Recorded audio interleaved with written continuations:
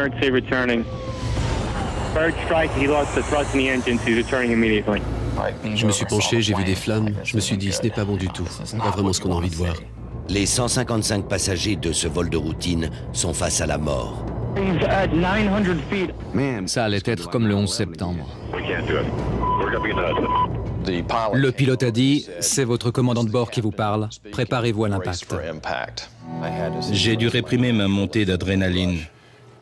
J'étais évidemment prêt à sacrifier l'avion pour sauver la vie de toutes les personnes à bord. On allait s'écraser.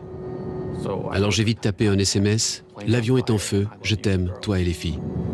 Je me suis sentie triste. Triste de devoir quitter ma famille si jeune. Je n'étais pas prêt à mourir. J'avais encore trop de choses à faire. On a tous pensé, ça y est, c'est la fin. J'ai saisi la main de la dame assise à côté de moi et je me suis préparé à mourir.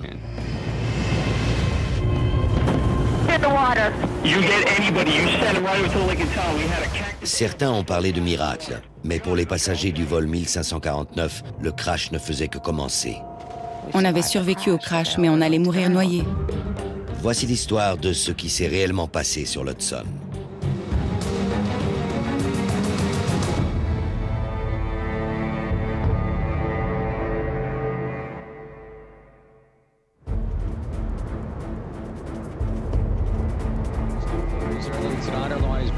Bitterly cold overnight, although down to 8 degrees. Some sunshine tomorrow, but windy and very cold. New York, jeudi 15 janvier 2009. Une journée claire et froide.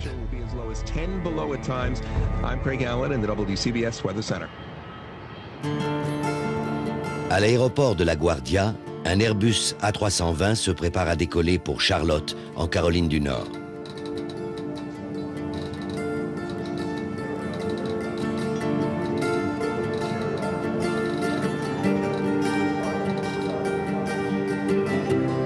Vicky Barnhart est une habituée du vol New York-Charlotte. Chaque semaine, cette consultante en management fait 4 heures d'avion et laisse son mari Mike s'occuper de leurs 2 enfants, Michael, 4 ans, et Samantha, 8 ans. J'étais excitée. Je me réjouissais de rentrer à la maison. Ma fille s'était appliquée pour terminer tous ses devoirs afin de pouvoir passer du temps avec moi jeudi soir.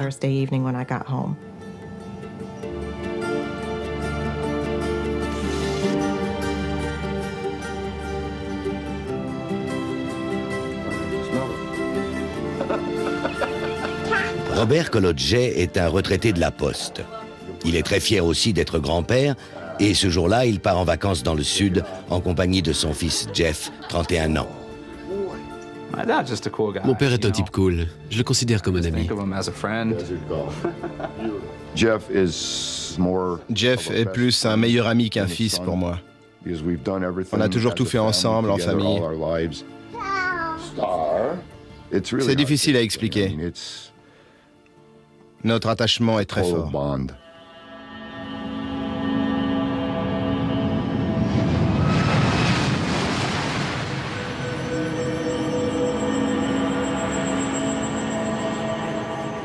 Le vol 1549 de l'US Airways obtient l'autorisation d'embarquer les passagers.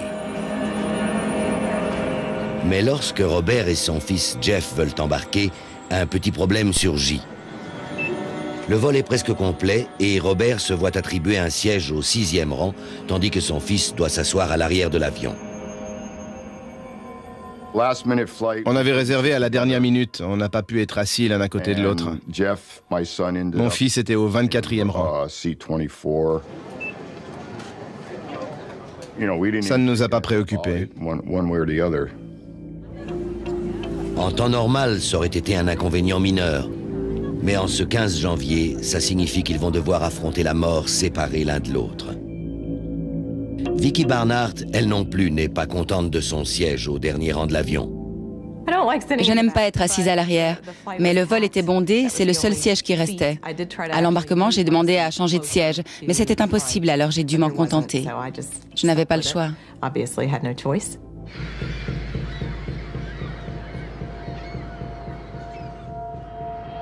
Ground Texas 1549, spot 28 taxi, please.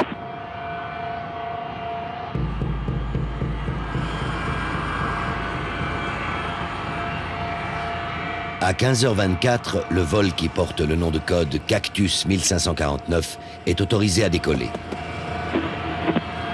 Cactus 1549 is Squawk 7134 and we're runway 4360 and 5000. Okay, 1549, LaGuardia clearance, read back spec, ground point 7, verify information, Papa. We have Papa, thank you, Cactus 1549. L'Airbus A320 décolle depuis la piste nord-est de la Guardia. Il pèse 64 tonnes et ses 2 réacteurs développent une puissance de 40 000 chevaux. À bord se trouvent 155 passagers et membres d'équipage.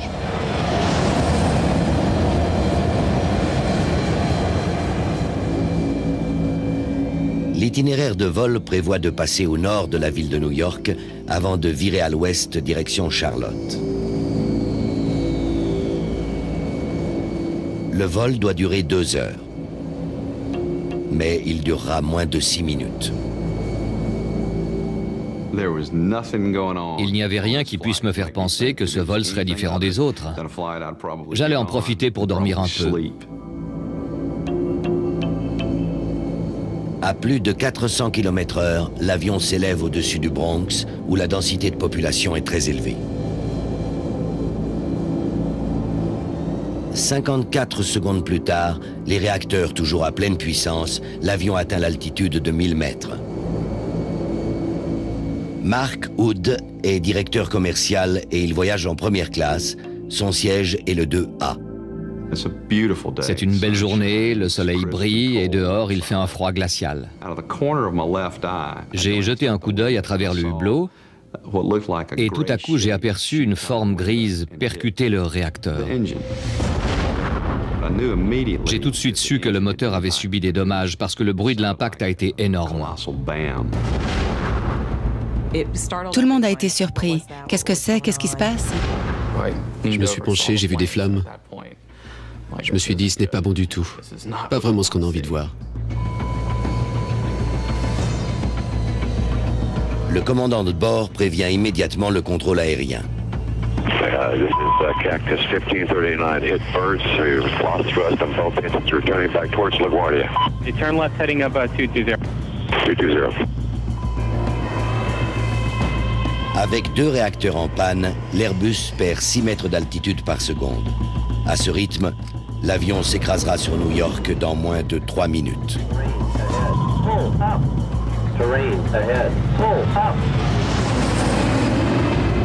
He's got emergency returning. 1529. He bird strike. He lost all engine. He lost the thrust in the engines. He's returning immediately. Cactus 1529. Which engines? He lost thrust in both engines. He said. Got it. Les 2 réacteurs de l'Airbus sont hors d'usage après la collision avec des oiseaux. Le destin des passagers et de l'équipage est désormais entièrement entre les mains du commandant Chesley Sullenberger, nommé Sully. Marié avec 2 enfants, ce commandant de bord de 58 ans est à 7 ans de la retraite. Il pilote des avions pour la compagnie US Airways depuis presque 30 ans. Dans moins de 3 minutes, sa vie et celle de 154 autres personnes vont basculer. J'ai dû réprimer ma montée d'adrénaline, la contrôler, la mettre de côté et ne pas la laisser me distraire.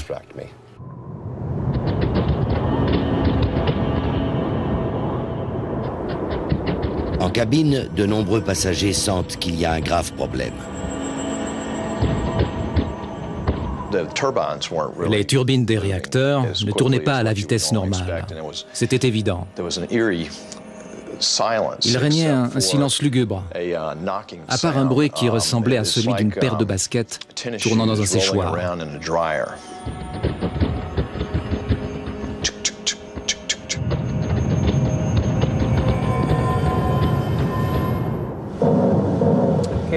Ça, c'était la collision avec les oiseaux. Les commandes indiquent une perte complète de puissance des 2 réacteurs. Ancien pilote d'Airbus, J.F. Joseph est aux commandes d'un simulateur de vol qui est la reproduction exacte du cockpit d'un Airbus A320. La machine est programmée pour simuler, seconde par seconde, un double arrêt des réacteurs à une altitude de 1000 mètres. Les témoins lumineux et les écrans de contrôle reproduisent exactement ce que les pilotes ont vu et entendu lors de l'accident du vol 1549. Le copilote entame la procédure de redémarrage suite à la perte des 2 réacteurs.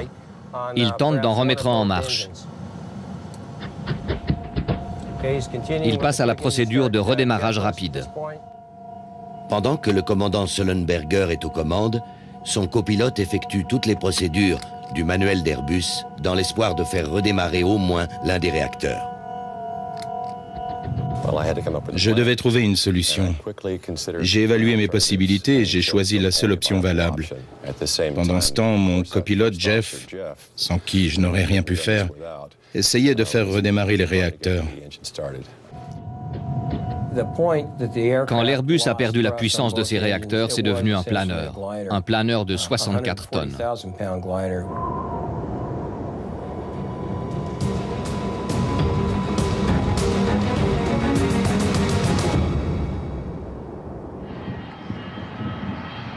La tour de contrôle de la Guardia fait dégager une piste pour l'avion en péril qui se trouve à 11 km de l'aéroport.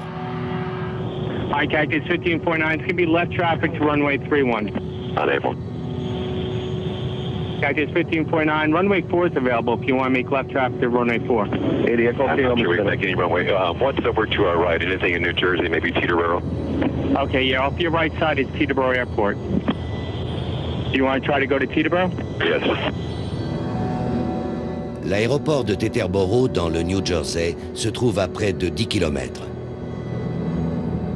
Le commandant de l'Airbus a une chance d'y arriver, mais s'il rate son atterrissage, c'est non seulement la catastrophe pour tous ceux qui sont à bord, mais aussi pour les habitants au sol.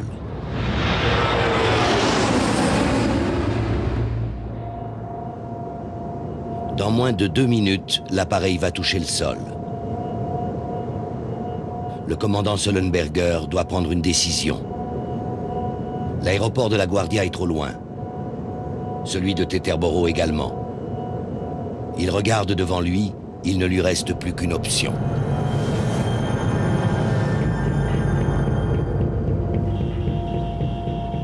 Cactus 15.9, turn right 280, you can land runway 1 at Teterboro. We can't do it. Okay, which runway would you like at Teterboro? We're going to be in the Hudson. I'm sorry, say again, Cactus? Comme le montre cette image radar, d'autres avions se trouvent dans le secteur. Le vol 4718 de la compagnie Eagle est à l'écoute et répond. I think he said he was going in the Hudson.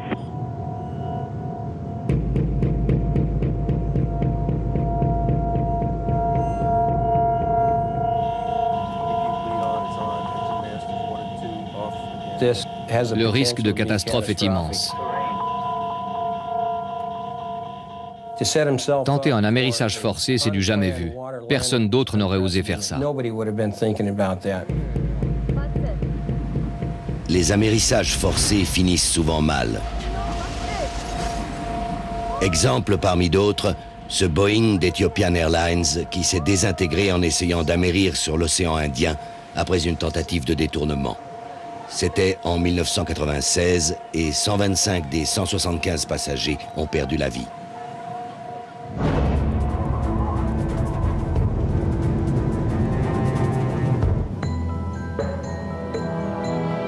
À New York, le commandant n'a pas eu le temps d'informer les passagers de ce qui se passe. Mais ils savent pertinemment qu'ils sont en train de s'écraser.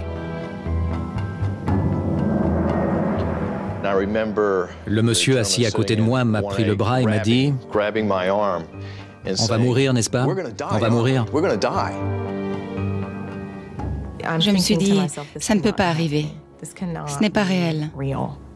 C'est un mauvais rêve. »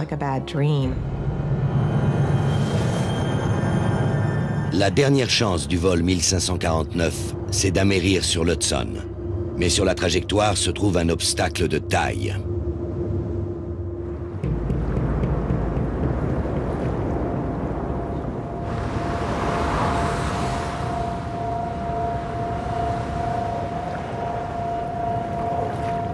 Le commandant Sullenberger avait beaucoup d'obstacles sur sa route, à commencer par le pont George Washington. Mais il n'avait pas d'autre option.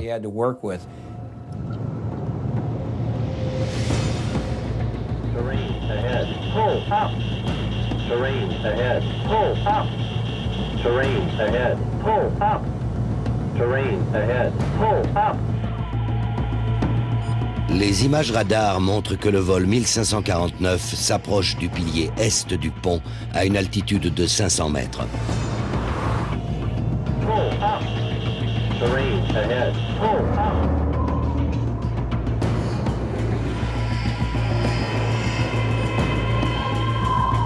Finalement, il passe juste quelques dizaines de mètres au-dessus.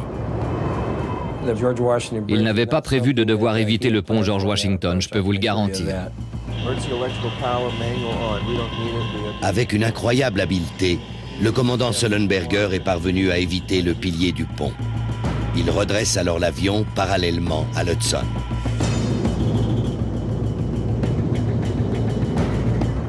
En dessous de 150 mètres, la tour de contrôle risque de perdre contact avec l'avion. Mais il faut absolument que les contrôleurs aériens sachent où il va s'écraser. Il demande alors à un hélicoptère de tourisme de détourner sa route et de suivre la trajectoire de l'avion. Okay, listen, we're going to tell you something important. It's Cactus 1549. We see somebody low level in the Hudson River.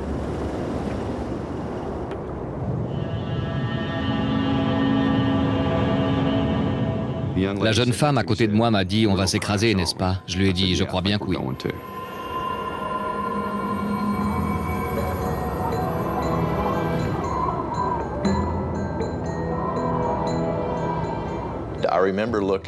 Je regardais la ville de New York par le hublot et je voyais qu'on volait plus bas que les gratte-ciel. Je ne voulais pas percuter un gratte-ciel, ça aurait été comme le 11 septembre. Tango Alpha, it looks like there's maybe an incident here. Ahead. Pull up. Terrain ahead. Pull up. We've got a target on him, but he looks like he's low level. Okay. Okay? All right.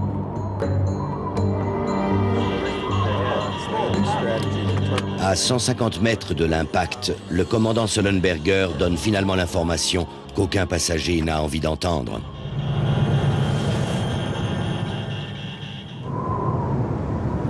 Le pilote a dit « C'est votre commandant de bord qui vous parle, préparez-vous à l'impact ». On a tous pensé « Ça y est ».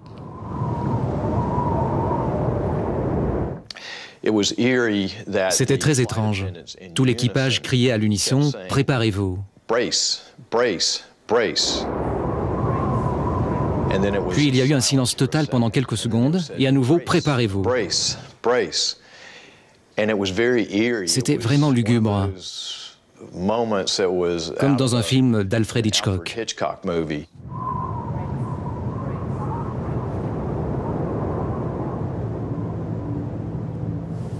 On était en train de s'écraser. Qu'est-ce qu'on fait dans ces cas-là? Je me disais, est-ce que je prie? Ou j'envoie un message à ma femme? Ou bien je l'appelle? Qu'est-ce que je fais? Alors j'ai vite tapé un SMS. L'avion est en feu, je t'aime, toi et les filles. Et j'ai appuyé sur envoyer. Je me rappelle que j'ai fixé l'écran et que j'ai vu que le message avait passé. Je me suis senti soulagé. Au moins j'avais pu leur dire au revoir.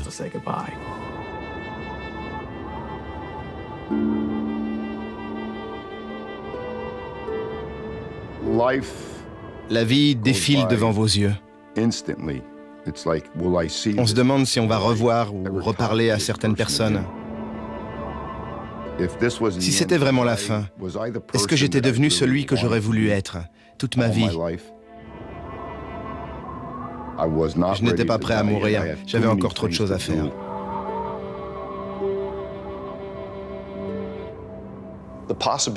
La possibilité de ne pas survivre, ce n'était pas une option dans ma tête. Mais celle de survivre non plus. Une sorte de sérénité m'a envahi. Et j'étais prêt à accepter tout ce qui arriverait.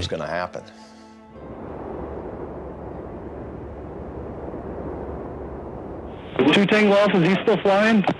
Still flying. J'ai pris la main de la dame assise à côté de moi et je me suis préparé à mourir. Going down. 2 Tango Alpha, Roger. À 15h30, Neil Lacher, producteur de musique, est dans son appartement au 27e étage d'un immeuble qui surplombe l'Hudson. Je regarde par la fenêtre et je vois un avion de ligne passer directement devant ma fenêtre. Il ne montait pas, il ne volait pas à l'horizontale, il plongeait vers le fleuve. Mon Dieu, il se passe quelque chose d'incroyable.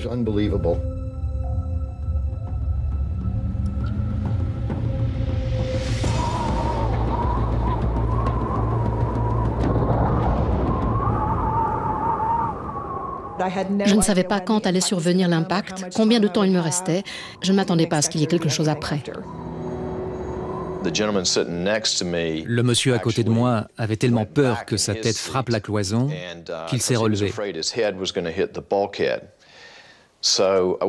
On était dans des positions exactement opposées. Moi, j'étais penché en avant et lui en arrière. J'ai eu comme un flash dans ma tête. J'ai regardé le couloir de l'avion et je me suis demandé à quelle hauteur il allait se briser.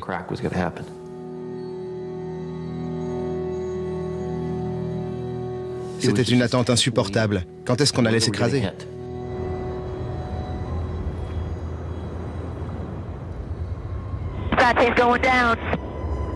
Roger.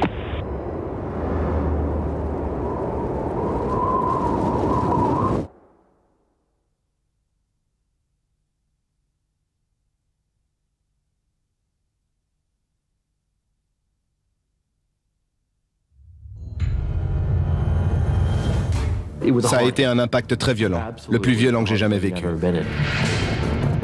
On a touché l'eau, il y a eu un énorme bruit. Au moment de l'impact, mes genoux ont heurté mon sternum et ça l'a fait craquer. Il y a eu des secousses, puis l'avion a ralenti et il y a eu comme un énorme grondement.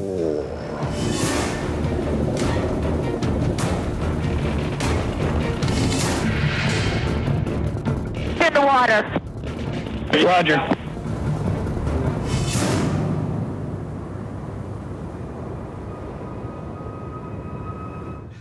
Je pensais qu'il allait se désintégrer ou bien exploser.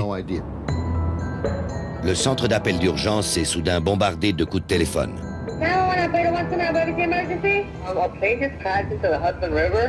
Okay, just passed. It went into the Hudson River? Yeah, an airplane just crashed into the Hudson River. Operator 139, where's your emergency? A plane has just crashed into the Hudson River. Oh my gosh.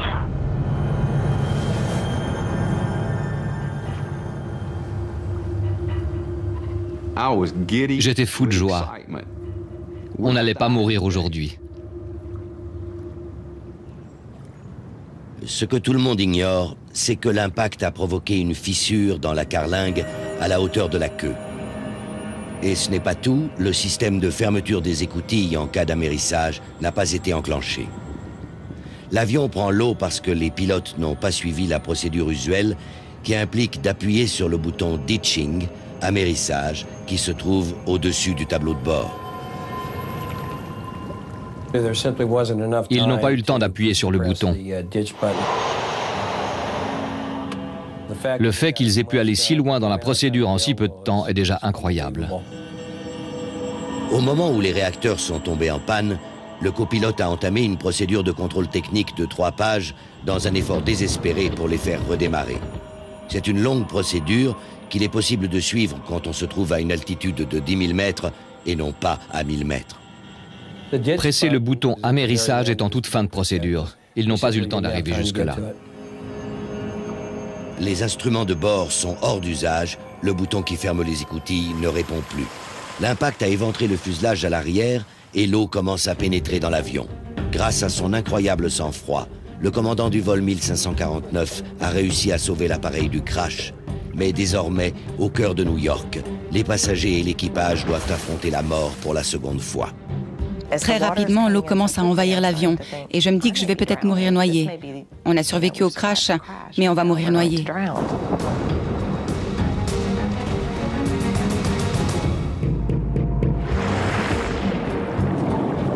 Des centaines de litres d'eau envahissent la carlingue. Personne ne le sait, mais il reste exactement 24 minutes avant que les ailes ne soient totalement submergées.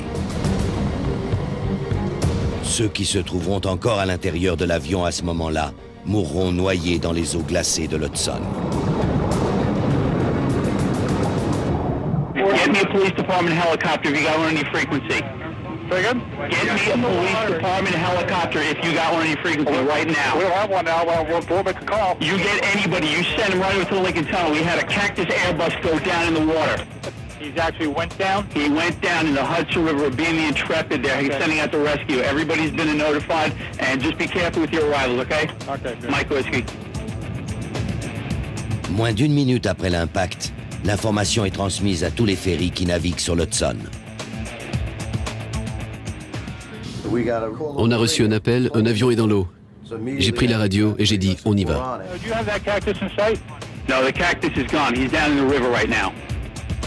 Le ferry de Vincent Lombardi, le Thomas Jefferson, est celui qui se trouve le plus près de l'avion en détresse.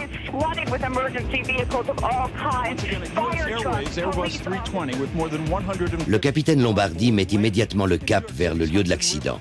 Mais il lui faut au moins 4 minutes pour y parvenir. Et il se peut que pour certains passagers, ce soit déjà trop tard. J'ai regardé par le hublot à gauche et je ne voyais que de l'eau. En fait, j'ai cru qu'on était sous l'eau. Barry Léonard voyage en première classe sur le siège 1C. L'hôtesse de l'air m'a dit « Détachez votre ceinture et allez vers la sortie de secours la plus proche ». Depuis ma place, j'avais juste 2 pas à faire, un en avant, l'autre vers la gauche, et j'étais devant la porte. Je me suis retourné et bizarrement, j'ai regardé si mon corps était encore sur le siège. Lori Leitner est l'une des premières à atteindre la sortie de secours à la hauteur des ailes. J'étais devant la sortie de secours et j'ai vu l'eau devant moi. Sur ces images enregistrées par des caméras de surveillance, on aperçoit les premiers passagers débarquer sur les ailes. Mais Lori pense que l'avion est sur le point de couler. Les gens derrière moi criaient « Sortez, sortez de l'avion !» Alors j'ai sauté dans l'eau. La température de l'eau atteint à peine 2 degrés et Lori n'a pas de gilet de sauvetage. Une fois dans l'eau, j'ai pensé « Il faut que je sorte de là !» À l'avant de l'avion, Barry est face à un dilemme. Le toboggan gonflable, qui fait aussi office de canot de sauvetage, ne s'est pas ouvert. Tout à coup, elle a dit « Sautez ». J'ai regardé l'eau devant moi et j'ai sauté, sans arrière-pensée. Malheureusement, je n'avais pas de gilet de sauvetage. Je n'avais pas de coussin, je n'avais rien. Je n'ai jamais rien ressenti d'aussi froid de toute ma vie. J'avais lu quelque part qu'il me restait environ 5 minutes avant de perdre connaissance. À l'arrière de l'avion, la situation est critique. L'eau est en train de tout inonder, ce qui fait que l'avion commence à couler. Les 2 sorties de secours sont immergées, impossible de les ouvrir. Vicky Barnard occupe un siège au dernier rang. L'eau montait de partout et j'ai pensé, voilà comment je vais mourir. Je vais mourir noyée. J'avais l'impression que l'avion s'enfonçait toujours plus. Je n'arrêtais pas de me dire qu'il fallait que je dise au revoir à ma famille. J'ai allumé mon téléphone portable. Je savais qu'en 2 clics, je pouvais atteindre mon mari. Mais évidemment, je suis tombée sur le répondeur. J'ai vu que j'avais reçu un appel de ma femme et j'ai pensé qu'elle appelait pour dire qu'elle avait du retard.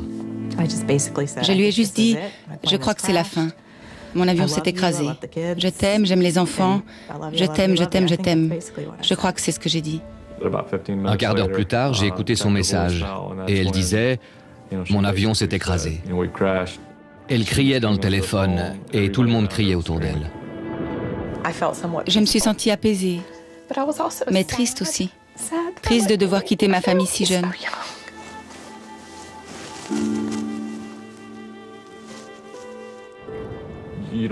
C'est comme si on m'avait arraché le cœur. Je tremblais littéralement en regardant le téléphone. L'hôtesse de l'air nous a crié d'aller sur l'aile. Sortez sur l'aile. Alors avec d'autres passagers, on s'est dirigé vers la sortie. Ensuite, tout ce que je me rappelle, c'est d'être sorti sur l'aile de l'avion. Robert Kolodjej, qui partait en vacances avec son fils, quitte lui aussi son siège au 6e rang et rejoint les autres passagers qui se ruent vers les ailes de l'avion. Les gens grimpaient sur les sièges pour pouvoir sortir. Une fois qu'on était sorti de l'avion, ce qui m'a le plus frappé, ce n'est pas l'eau, mais le kérosène qui se répandait partout et qui rendait tout très glissant.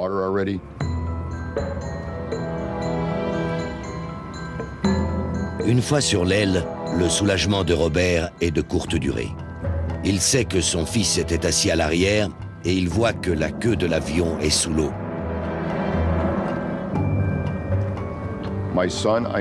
Tout ce que je savais, c'est que mon fils était assis à l'arrière. Et j'ignorais s'il avait pu sortir de l'avion. Est-ce qu'il était coincé ou blessé? À 20 km de là, à Brooklyn, les plongeurs de la police new-yorkaise sont en état d'alerte maximale. L'alarme sonne. On sait qu'on doit immédiatement s'équiper, monter dans l'hélico et faire notre boulot.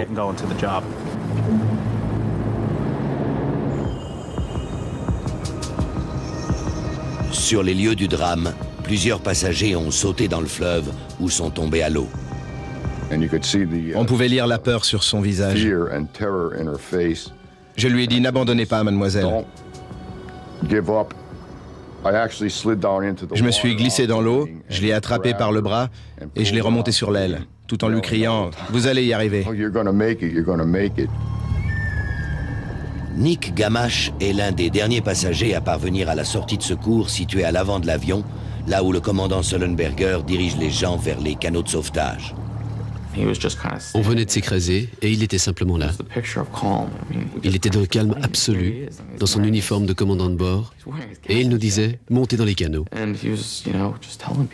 Et il criait aux passagers qui étaient à l'arrière de venir à l'avant.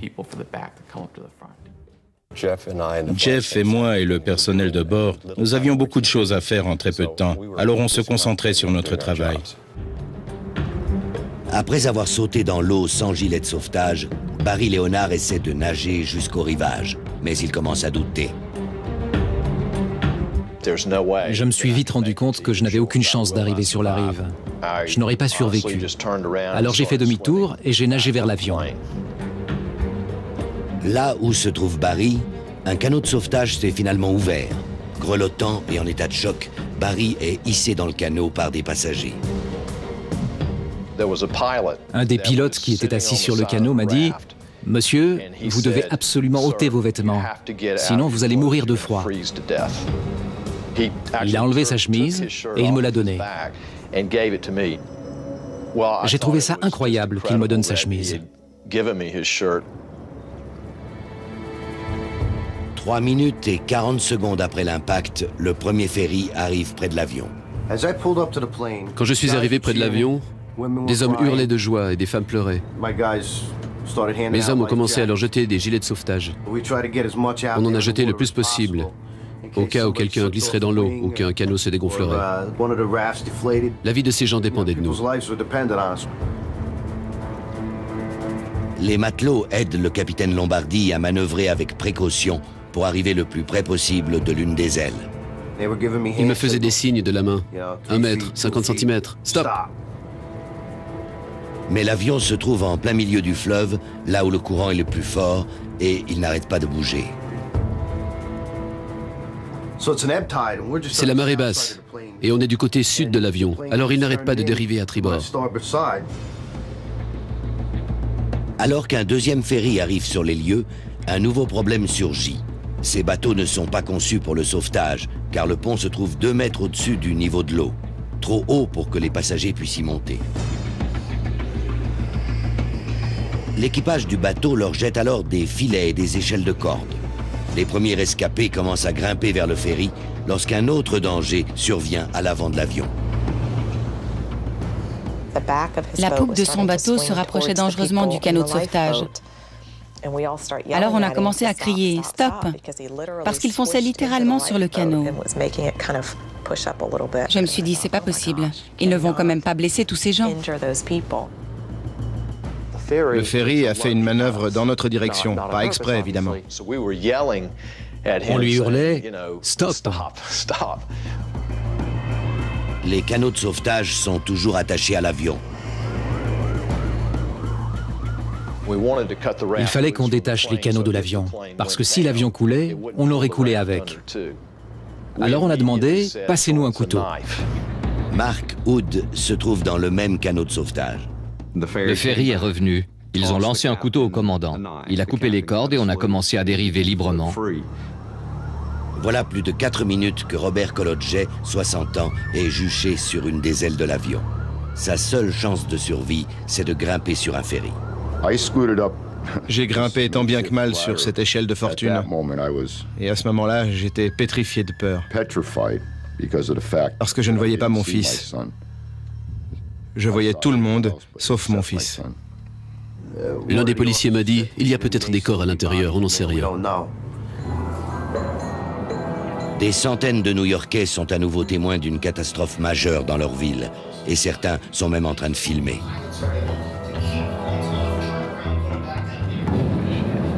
Definitely a plane. There's a life raft with people in it. Sur ces images inédites, des employés de bureau captent des scènes dramatiques. But it didn't go under. It's still above the water. It's I see the cockpit. Don't stop recording it. You can sell that to the newspaper.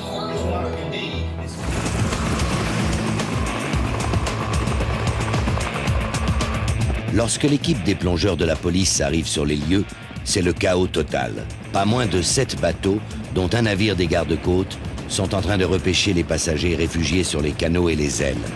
Mais il y a toujours des gens qui se débattent dans les eaux glacées du fleuve.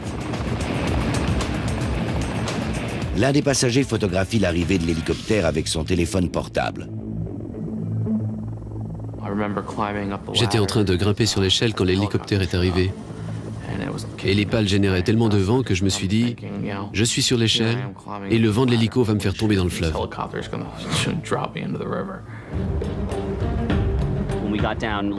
Quand on a commencé à s'approcher de la surface de l'eau, j'ai vu cette passagère dans l'eau et j'ai dit, c'est elle qui a besoin d'être secourue en premier. Et je savais que je pourrais être auprès d'elle beaucoup plus vite sans mon scaphandre. Mike m'a fait signe. Il a fait comme ça. Il l'a décidé en une fraction de seconde. Et on s'est dit, l'un avec scaphandre, l'autre sans. Dans le tumulte créé par le naufrage de l'avion, l'hélicoptère peut difficilement descendre plus bas que 6 mètres, c'est-à-dire trop haut pour que les plongeurs puissent sauter normalement. Il se passe un tas de choses dans ma tête, mais la priorité, c'est de sauter dans l'eau pour secourir cette femme. Le plongeur de la police sait pertinemment que s'il tarde à prendre une décision, la femme pourrait se noyer. Alors il n'hésite pas. Mon collègue a sauté dans l'eau en premier. Le deuxième plongeur se jette à son tour dans l'eau glacée. On a nagé tous les deux vers elle. Elle était complètement paniquée. Elle avait peur. Je lui ai dit de lâcher le filet et de me faire confiance. Elle pensait que le ferry allait nous passer dessus.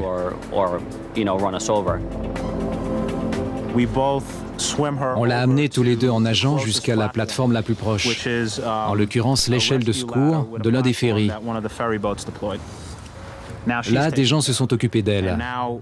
Quant à nous, il fallait qu'on nage vers l'avion. À ce moment-là, on était convaincus qu'il y avait des victimes à l'intérieur.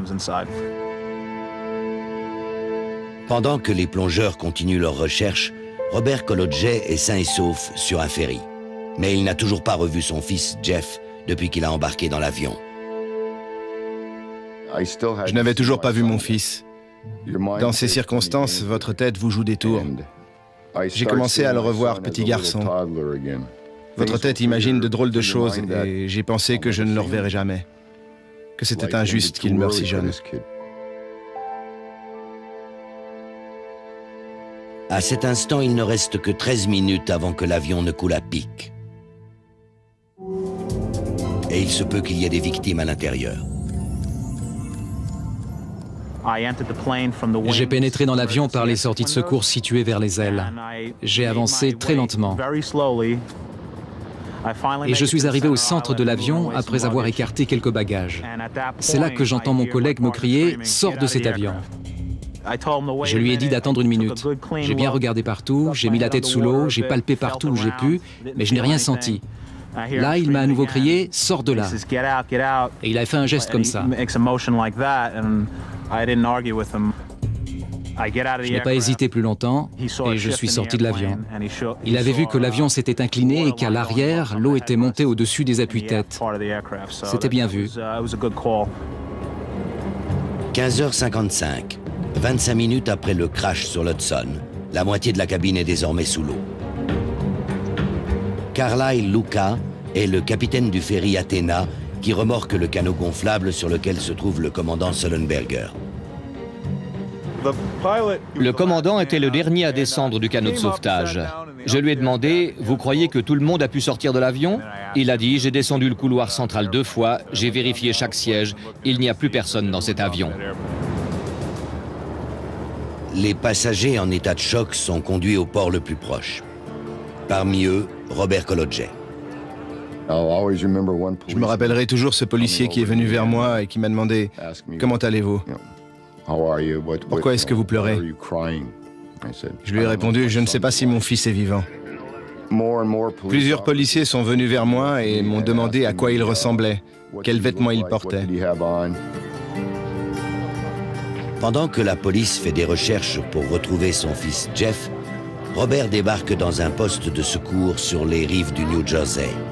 Il a vu son fils pour la dernière fois il y a 4 heures lors de l'embarquement. Il est sur le point de perdre espoir quand soudain son téléphone sonne.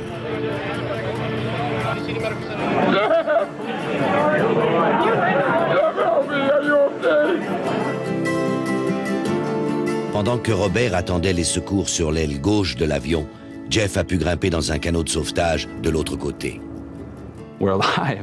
On était vivants tous les deux. Je n'arrivais pas à y croire. Je n'arrivais vraiment pas à y croire. J'avais imaginé des horreurs, le fuselage éclaté, l'avion qui s'enfonçait dans l'eau. Père et fils sont enfin à nouveau réunis. On s'est serrés dans les bras très fort et c'était vraiment cool. Il y avait beaucoup d'émotions. Il me disait « Ne pleure pas, papa ». Je ne voulais pas le lâcher. On s'est dit qu'on s'aimait et qu'on n'arrivait pas à croire que ce qui nous était arrivé était vraiment arrivé. Les chances de survivre à un accident pareil sont de 1 sur 1 milliard. Pour déterminer les causes de l'accident, une enquête est en cours. Elle a déjà confirmé que l'impact a causé une brèche dans le fuselage à l'arrière de l'avion. Ce qui est indiscutable, c'est le sang-froid et l'incroyable habileté dont a fait preuve le commandant Sullenberger. Car le vol 1549 aurait pu terminer sa course d'une manière fort différente. Le mot que ma famille et moi utilisons pour décrire cette expérience, c'est surréaliste. Il est difficile de croire que c'est vraiment arrivé. Il y a tellement de choses qui auraient pu mal tourner et qui se sont déroulées à la perfection. La collision avec les oiseaux du vol 1549 a eu lieu à une altitude de plus de 1000 mètres. La plupart des accidents de ce genre se passent en dessous de 150 mètres. À cette altitude, une perte de puissance complète des réacteurs aurait laissé au pilote moins de 30 secondes pour réagir, ce qui aurait provoqué une catastrophe très meurtrière. Dans un cas pareil, on ne peut pas perdre en même temps de l'altitude, de la vitesse et ses capacités intellectuelles. Le commandant Sullenberger savait qu'il devait absolument poser la queue de l'avion en premier à un angle de 11 degrés. Si l'angle avait été plus important, la carlingue aurait touché l'eau de manière trop violente et se serait brisée, avec des conséquences fatales. Mais la vitesse de l'avion était tout aussi capitale. Il n'y avait aucune marge d'erreur possible. S'il avait perdu trop de vitesse à 30 mètres d'altitude, ça aurait été la catastrophe. Le commandant Sullenberger devait impérativement amérir à une vitesse supérieure à 240 km/h pour éviter une chute fatale. La seule manière de reprendre de la vitesse, c'est que l'avion pique du nez. Mais dans ce cas de figure, les réacteurs auraient touché l'eau en premier, provoquant un coup d'arrêt brutal, et l'avion se serait sans doute disloqué. Le crash du vol 1549 a évidemment bouleversé la vie des 155 rescapés, qui voient désormais l'existence très différemment. Je sais qu'il y a d'autres choses que je suis censé faire de ma vie. Et je sais qu'il y a 154 autres personnes qui pensent la même chose que moi. Je vois cet événement comme une deuxième chance dans ma vie. Mon mari et moi, nous avons décidé d'adopter un bébé. J'ai tout remis en question. Est-ce vraiment le genre de travail que j'ai envie de faire? On ne peut pas s'empêcher de tout remettre en question et de se demander ce que l'avenir nous réserve. Profitez de la vie. Vivez au jour le jour. Ma vie a été bouleversée par un miracle. Alors je me dis que je dois moi aussi donner quelque chose en retour. J'étais censé mourir. À présent, chaque matin, je me lève et je vois ma femme différemment. Je vois mes enfants différemment. Tout ce que je voulais, c'était rentrer à la maison et voir ma famille. Et j'ai repris l'avion. Je me souviens d'avoir été extrêmement attentif aux instructions de sécurité. J'étais assis sur mon siège et chaque fois que je repensais aux événements vécus, je souriais. Oui, j'ai survécu à un crash d'avion. Et cela ne peut pas arriver deux fois.